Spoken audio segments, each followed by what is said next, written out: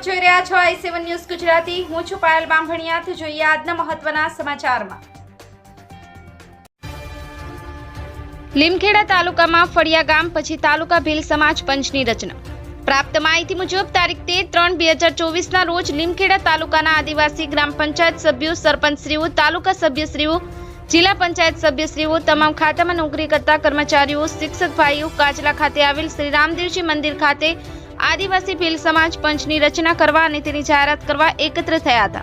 અને આ પહેલા લીમખેડા તાલુકામાં ફળિયા સમિતિઓ, ગામ સમિતિઓ રચના પૂરી કરેલ છે અને આજ રોજ તાલુકા ભીલ સમાજ પંચની રચના કરવામાં આવેલ છે અને તમામ વિસ્તારને આવરી લઈ વિવિધ હોદ્દેદારોની નિયુક્તિ કરવામાં આવી અને તેની વિધિવત રીતે જાહેરાત કરી શ્રી રામદેવજી મંદિરના પૂજારી સેવાદાસ મહારાજના હસ્તે ફુલાર પહેરાવી અને હોદ્દેદારોને સન્માનિત કરવામાં આવ્યા। આ તમામ સ્તરની સમિતિઓ દ્વારા બિરસા મુંડા ટ્રસ્ટ દાપમ દ્વારા તૈયાર કરેલ લગ્ન બંધારણનો પૂરેપૂરો અમલ કરવા સોગંદ પૂર્વક પ્રતિજ્ઞા લેવામાં આવી। Dipsinh Baraiya, i7 news Gujarati, Jhalod. Like કરો, શેર કરો, સબસ્ક્રાઇબ કરો i7 ન્યૂઝ ગુજરાતી।